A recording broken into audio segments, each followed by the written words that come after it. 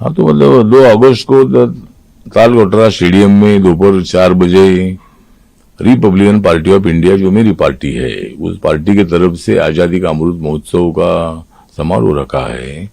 और इस समारोह का उद्घाटन करने के लिए बीजेपी के राष्ट्रीय अध्यक्ष माननीय जेपी नड्डा जी आ रहे हैं। प्रमुख अतिथि के रूप में ट्रांसपोर्ट मिनिस्टर नितिन गडकरी जी आ रहे हैं। और रिपब्लिकन पार्टी के पूरे अनेक राज्यों के कार्यकर्ता उसमें हजारों की संख्या में आ रहे हैं।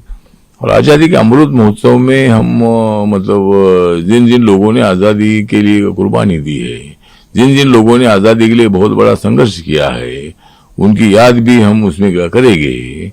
और जिस तरह माननीय नरेंद्र मोदी जी ने आजादी के अमृत महोत्सव को पूरे देश भर में मनाने का ऐलान किया है, उसी तरह रिपब्लिकन पार्टी हर राज्य में भी आजादी का अमृत महोत्सव का फंक्शन रखेगी। और आजादी को जो 75 साल पूरे हो रहे हैं, उसको मतलब ध्यान में रखते हुए जिन्होंने मतलब देश के लिए खून बहाया है, उनकी याद करने के लिए, जिन्होंने आंदोलन करके जेल में चले गए थे, उनकी याद करने के लिए आजादी का अमृत महोत्सव मनाने का निर्णय हमने ले लिया है। और इसका पहला प्रोग्राम जो है ये तालकटोरा स्टेडियम नई दिल्ली में हो रहा है। और वहाँ शहीदों को याद किया जाएगा।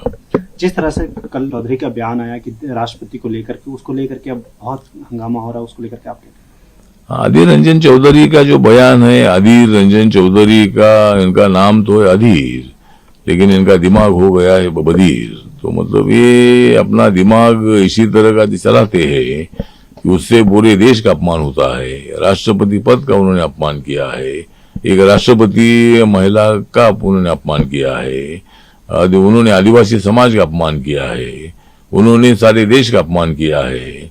और इसीलिए अधीर रंजन चौधरी जी ने अपना जो अपोजिशन लीडर का पद है उसको जो छोड़ना चाहिए, या माननीय सोनिया गांधी जी ने उसको उस पद से हटाना चाहिए। और कांग्रेस पार्टी ने इस संबंध में माफी मांगनी चाहिए। इसी तरह की मेरी पार्टी की तरफ से मेरी मांग है। अधीर रंजन चौधरी का कहना है मुझे हिंदी नहीं आती, इसलिए वो गलती से निकल गया है, इसके लिए मैं किसी नेता से माफी नहीं मांगू, मैं जबकि राष्ट्रपति से समय लेकर के जाके उनसे पर्सनली माफी मांगूंगा, सदन के लोगों से या बीजेपी के नेताओं से नहीं मांगूंगा। मुझे लगता है कि बीजेपी के नेताओं से माफी मांगो ऐसा हमारा कहना नहीं है। हमारा कहना है कि देश की माफी मांगो। राष्ट्रपति पद का इतना उच्च पद है, इसका आपने अपमान किया है और इसीलिए देश के सामने अपनी माफी मांगनी चाहिए। बीजेपी के सामने माफी मांगने की कोई आवश्यकता नहीं है, एनडीए के सामने माफी मांगने की कोई आवश्यकता नहीं है। उन्होंने देश के सामने माफी मांगनी चाहिए, लेकिन माफी से भी हम समाधान नहीं, उनको अपोजिशन लीडर पद से सस्पेंड करना चाहिए, उनको वहां से हटाना चाहिए। और सोनिया गांधी जी ने कांग्रेस की तरफ से माफी मांगनी चाहिए। इसी तरह की हमारी मांग है। जिस तरह से ममता ईडी ने गिरफ्तार किया, उसके बाद आज ममता बनर्जी ने उस मंत्री को इस्तीफा लिया, उसके बाद अब क्या कहना? मुझे लगता है कि ममता बनर्जी के जो चटर्जी नाम के शिक्षा मंत्री थे, उनके ऊपर कई दिनों से ईडी की इंक्वायरी चल रही थी और इंक्वायरी के बाद उनके पास बहुत सारा पैसा भी मिला था, इसीलिए उनको अरेस्ट करके ईडी ने रखा था। और इतने दिनों में मतलब माननीय ममता बनर्जी ने निर्णय लिया नहीं और अभी एक कैबिनेट लेकर उनको वो मंत्री पद से हटाने का निर्णय उन्होंने लिया है। अच्छी बात है, उनका निर्णय देर न आई तो दुरुस्त आई, उन्होंने निर्णय तो ले लिया है, लेकिन इसके पहले ही माननीय ममता बनर्जी ने निर्णय लेने की आवश्यकता थी, लेकिन उन्होंने उसके लिए बहुत देर लगाई।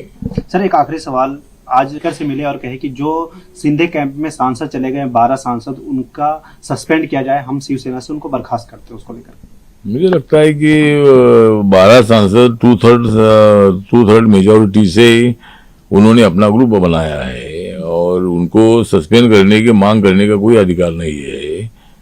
और वो मांग करे भी तो भी मतलब स्पीकर को उनको सस्पेंड नहीं कर सकते, क्योंकि अगर 2/3 मेजोरिटी नहीं होती थी तो ऑटोमेटिकली उनका मेंबरशिप जाता था। लेकिन अभी उनके पास सिंधे ग्रुप के पास 2/3 मेजोरिटी है, 18 में से 12 एमपी आज उनके साथ है और भी 2-3 एमपी उनके साथ आने की संभावना है। तो संजय राउत के मांग को बिल्कुल मांग में कोई तथ्य नहीं है और स्पीकर जी उनको सस्पेंड करने का निर्णय नहीं ले सकते हैं। उनका 2/3 का ग्रुप उनके साथ है।